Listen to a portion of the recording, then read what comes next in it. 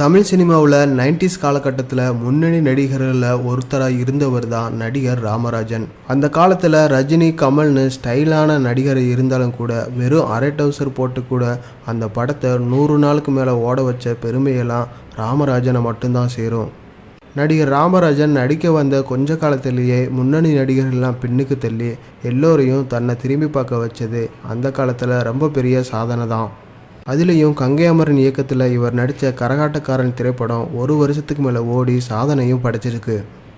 நடிகர் ராமராஜன் தன்னோட படங்கள்லேயே பல படத்தில் ஹீரோயினியாக நடித்த நளினியை 1987 திருமணம் பண்ணிக்கிட்டாங்க.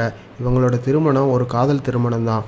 ஆனால் இவங்களுக்கு ஒரு ஆண் குழந்தைய பிறந்த நிலையில் இவங்க 2 பேருக்குமே கருத்து வேறுபாடு வந்து 2 பேருமே டைவர்ஸ் வாங்கி பிரிஞ்சிட்டாங்க.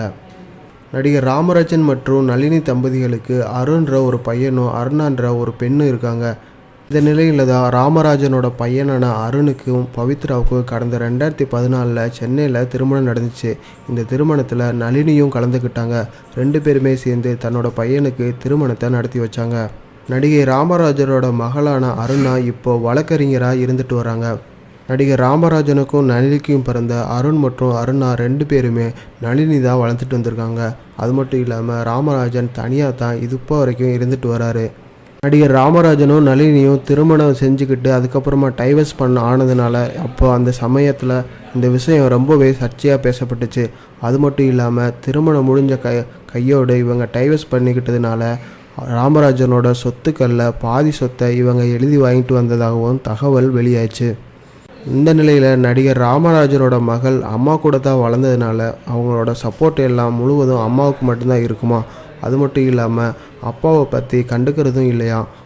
ரீசெண்டாக தனிமையில் வாழ்ந்துட்டு வந்த ராமராஜனுக்கு ஒரு கார் ஆக்சிடெண்ட்டும் நடந்திருக்கு. இதில் அவர் ரொம்பவே பாதிப்படைஞ்சார். இதில் அவர் சம்பாரித்து வச்சுருந்த பாதி தொகை செலவழிஞ்சிருச்சான். அது மட்டும் இல்லாமல் நடிகை நளினியும் சொத்தில் முக்கால்வாசியை பிரிச்சுட்டு வாங்கிட்டு போயிட்டாங்களாம்.